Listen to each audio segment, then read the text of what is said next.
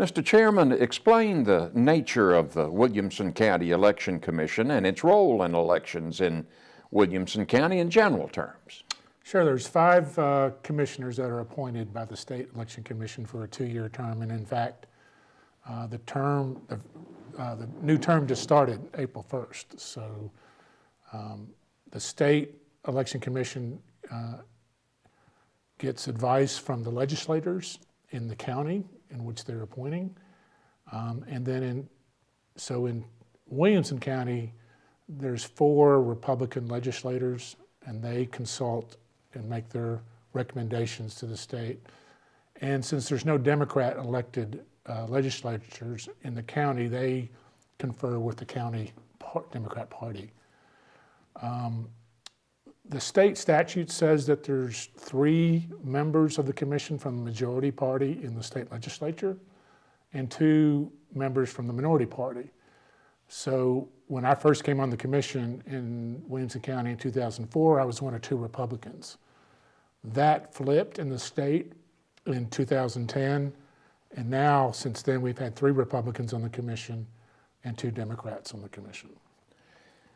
Discuss the process involved with selecting a new voting machine vendor in 2019. So it's been a very busy time in Williamson County Election Commission office. You know, our county is growing faster than any other county in the state, so we're adding new registered voters. We've gone to the vote center instead of precincts, which I think has been very well received. And then we have a new voting machine. We went through a process in 2019. Our old system was ES&S system, and if you remember, you'd go in and after you registered and then you went to vote on the machine, you just pressed the button of who you wanted to vote for, and that was it, you walked out. So that, worked well, but with new technology, we now have added a step in the process. After you register, you go to a ballot marking device. And that ballot marking device then spits out your ballot that you marked, a paper ballot, and you can look at it.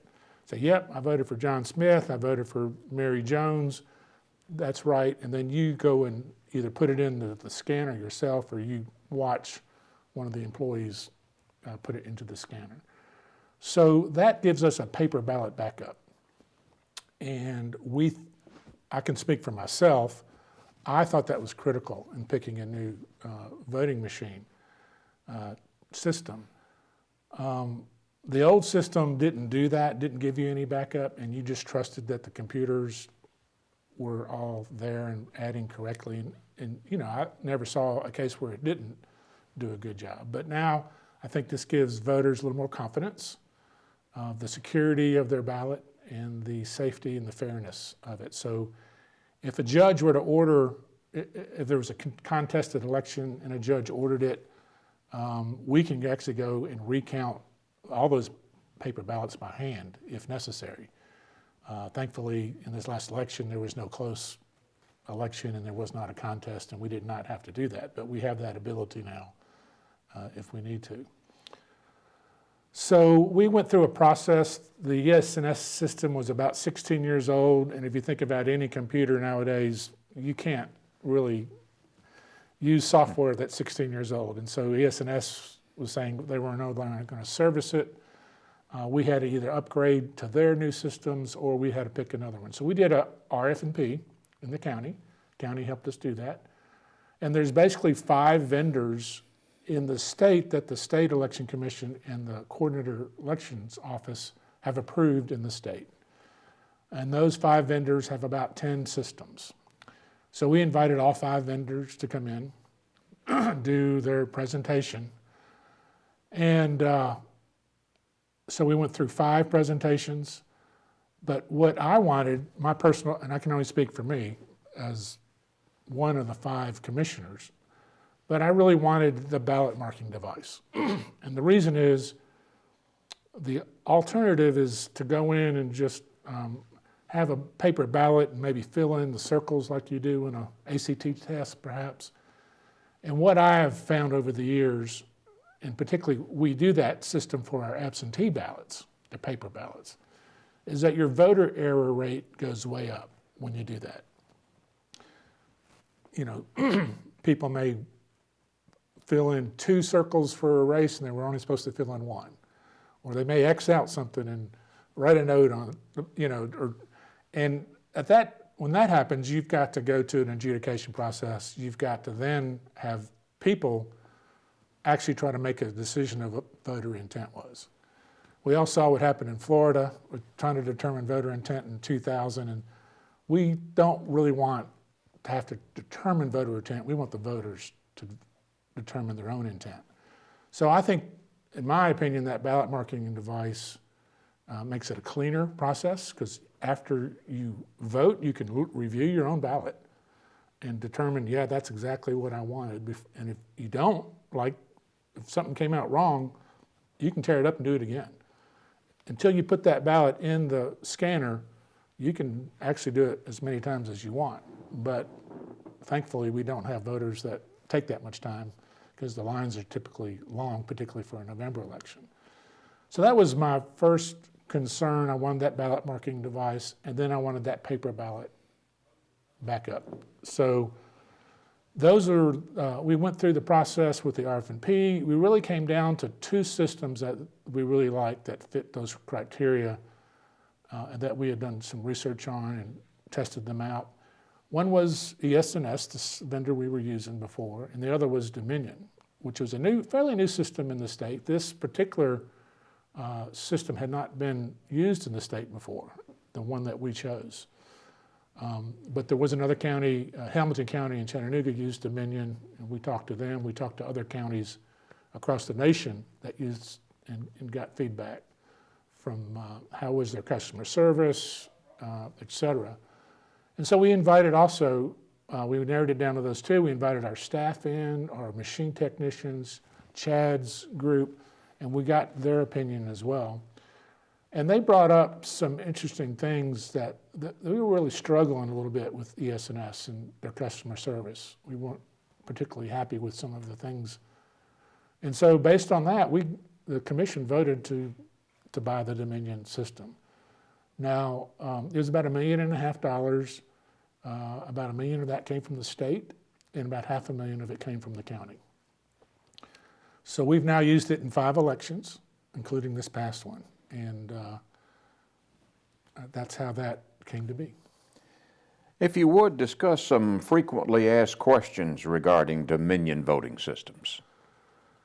So we're asked, been asked a lot of questions. I've actually spoken to several groups. I'm trying to make myself available, as a lot of people have questions about the election and about Dominion. It's in the news a lot. There's lawsuits flying around concerning Dominion. So we get a lot of questions, and part of my role is to promote the electoral process in the county. And so while I don't get paid for it, I've made myself available to many groups, and would like to do that going forward. But Dominion is a company based in, it's got a headquarters in Canada, Ontario, Canada, and Denver, Colorado. A lot of people ask about somehow a system called Smartmatic, and there were some allegations out there about Smartmatic being connected to Dominion and, I don't know, results or ballots going overseas. But none of that happened in our county for sure, or our state, because Smartmatic is not an approved vendor in the state of Tennessee. So we don't have Smartmatic in this state, we don't have it in this county. So just make sure that people don't confuse those 2 things. The other thing that concerns people there's thoughts that our voting systems may be connected to the internet.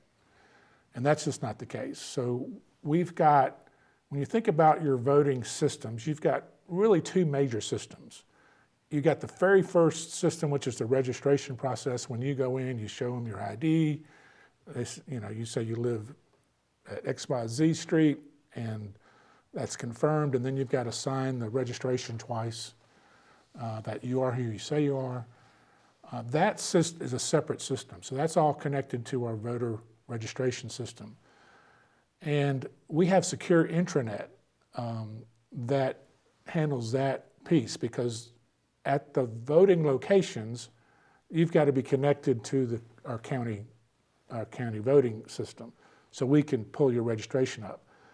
One of the reasons you want to do that is once you vote and register, then you're locked out. You can't go to vote in Brentwood and then try to go vote in Fairview and then try to vote in Franklin. That system prohibits you from doing that, and that's why we have to be tied into the main system. That system has nothing to do with counting the votes and the ballots. The ballots, after you do your ballot marking device, you submit it into the scanner. That is all a closed system, and there's no connectivity to any internet or any other computer as far as that goes. Because we physically have our employees take those ballots, and obviously there's computer chips in those scanners. They physically bring them to the Election Commission office, and then we read those. But there's other things that go in as well as backups. If you're at a vote center on election day, let's say, and they close the polls at 7, the officer of the elections actually prints several paper tapes of the results. One of those is taped to the wall or to the door, so that any candidate who wishes can see the results from that particular location, and then they're physically transported to the Election Commission office here in Franklin. So then we have paper tapes of the results.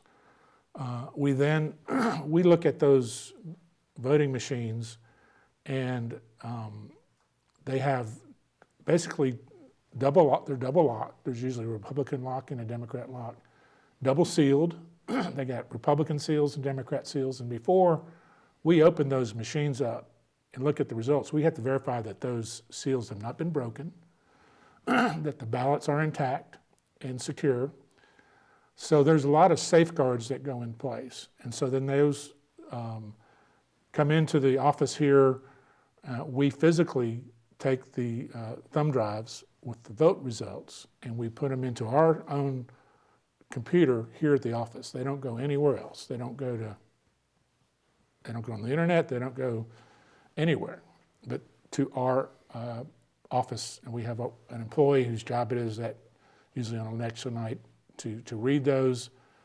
As those results come in, we print them off and give the printed copy to the media. Usually that's my job on election night. Actually, I go down and hand them out.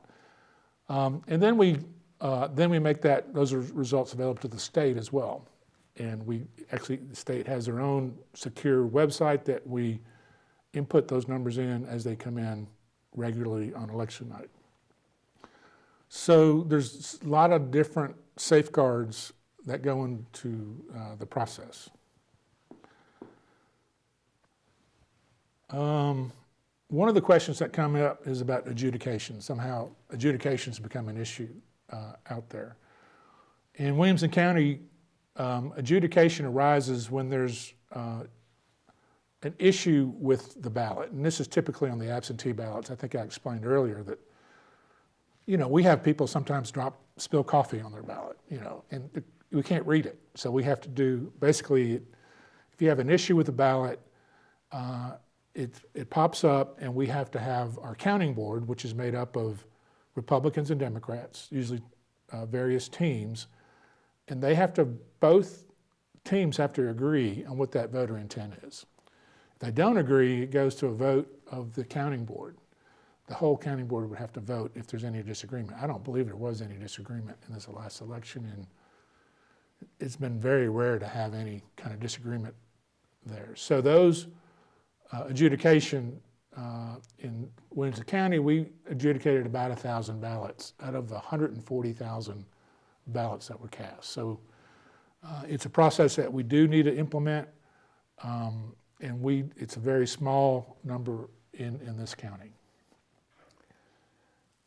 Discuss items relative to voting machine and ballot box preparation before an election.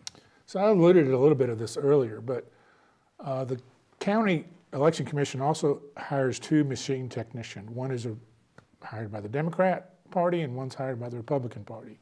They work in tandem, they always work together, and they have to prepare the machines ahead of time together. They have to make sure there's no votes on those machines before they go out. So they have to run, they do a lot of testing on them to make sure the machines are working properly. So they do testing for their accuracy and their logic. So every machine that we use is tested by our Republican and Democrat machine technician. And then, so they run the 0 tapes, so we verify there's no votes on those machines. And then, of course, we all have to sign off that, yeah, there's 0 votes on those machines. And then we lock them, and then we seal them with seals. And so we record the seal numbers. Those seals, you can't get into those machines to the ballots without breaking those seals. So that's definitely some additional steps that we take to verify the security of the ballot. Then we also have a very similar preparation for our absentee ballots and our paper ballots. The election commission members actually put the locks, a Republican lock and a Democrat lock, and there's Republican seals and Democrat seals. And we record all those, and before we open up any of those ballot boxes, we determine that, nope, nothing has been tampered with. We actually have one of our Democrat members has the Democrat key to the lock, and one of our Republican members have the Republican key to the lock. So the ballot boxes cannot be tampered with until everyone's in agreement that everything's okay, and then we unlock those and pull, we have to pull out those absentee ballots. Interesting, on election day, we had a record number of votes anyway, but we also had a record number of absentee votes. And so we had about 30 people in our counting board, half Democrats, half Republicans, that worked in teams. And so one of the first objectives of that absentee counting board is to verify the number of ballots that they have is equal to the number that we have in our system that had registered. So we do that in various places. So like on election day, at a particular vote center, you know that maybe 1,221 people registered to vote. Well, you better have 1,221 ballots cast. Occasionally there can be a discrepancy. Let's say someone came in and registered, got an emergency phone call, and had to leave before they could vote. Well, our officer of election has to make notation of that and still has to reconcile those 2 numbers if they leave without casting a ballot. Very, very rare for that to happen. So we do that actually in early voting every day. At every early vote site, you have to reconcile your registered voters with the ballots cast. Now, we don't know the outcome of those ballots. Those can't be counted until after election day is over. But the actual reconciliation goes on at the precinct, at the vote centers. We do it for all the absentee votes, and so we do it also for all the early votes. So basically, we know how many ballots we're supposed to have. So there's no case where we're going to miss counting, ballots, because we're trying to reconcile down to the very ballot. And let me give you an example of that. So this time on election, absentee counting board on election day, we divided our teams into the 12 districts, and we split all the absentee ballots into the 12 districts. And they could not start opening up those and pull those ballots out until those numbers reconciled. Well, we had one district where we were one off. So we got the alphabetized list of those absentee ballots. We alphabetized our absentee votes in that district and went through them one by one to find out where we were off. Turned out The reason we were off was someone requested an absentee ballot but ended up voting in person. And we did not take them off our computer list. So we were actually had the correct number. But so we go to that level of detail before we start counting those absentee ballots.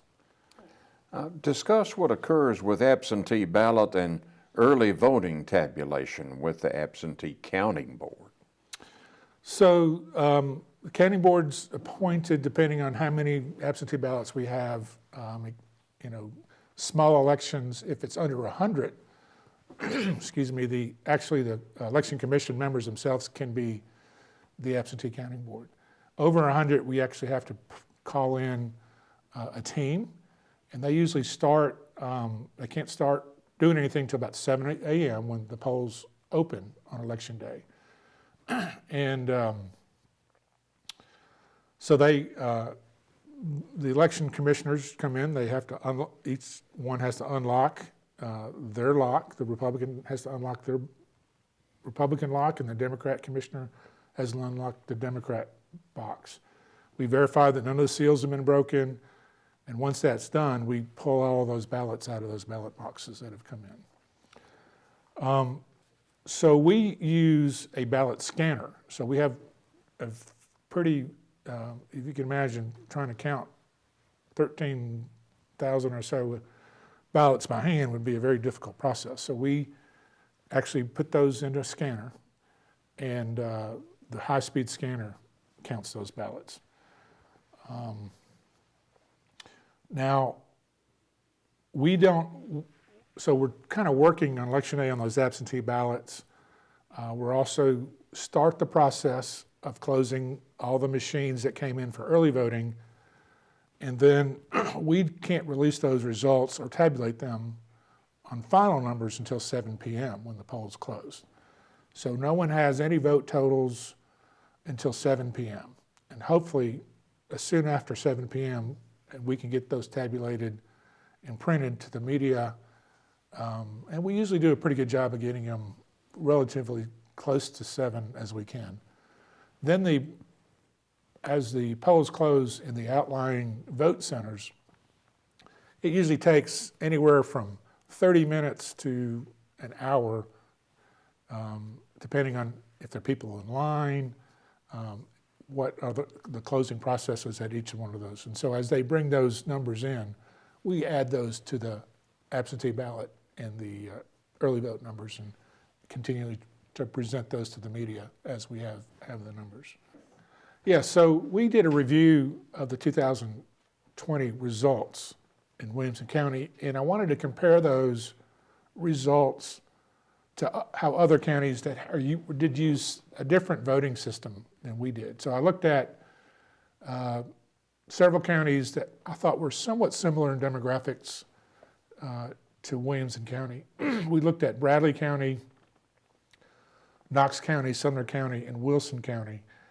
And those 4 counties have 3 different vote systems that are not what our vote system is. They use Microvote Infinity, the Heart Verity scan system, and ES&S Express Vote.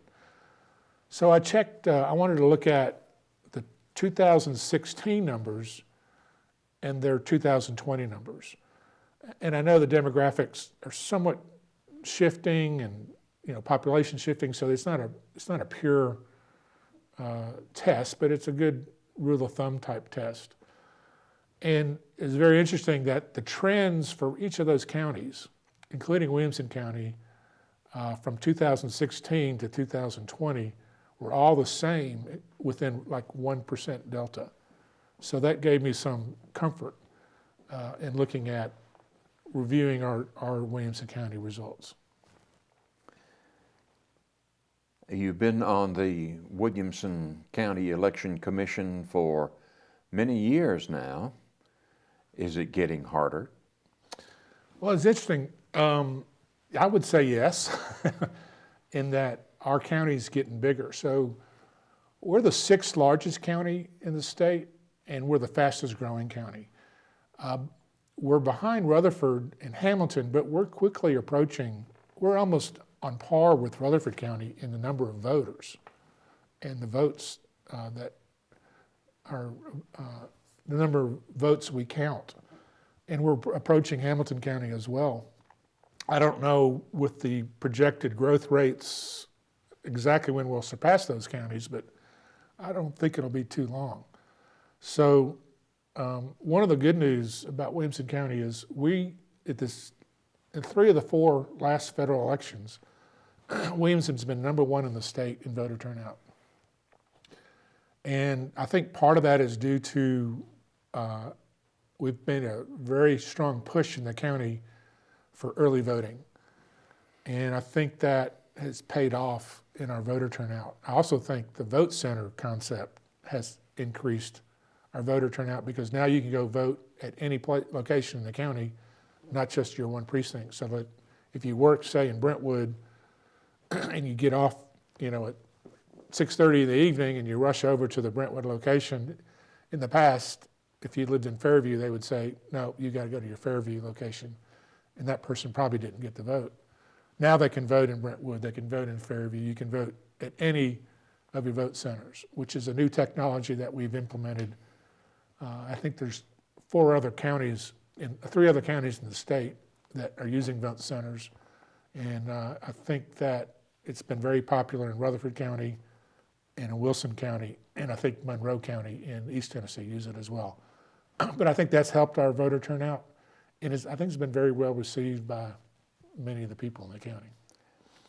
You said it, Williamson County is growing rapidly. Pardon my English, but you ain't seen nothing yet. We appreciate the form of communication the Williamson County Election Commission has chosen to take to deal with information about its voting systems. Well, Thank you. You're welcome, and we're hoping to do more of this, to be more transparent and open. Hopefully, as the COVID numbers go down, maybe we can have some in-person meetings with voters that are interested. We're certainly open to that. I know maybe we can do that this summer. Thank you. Thank you, Tom.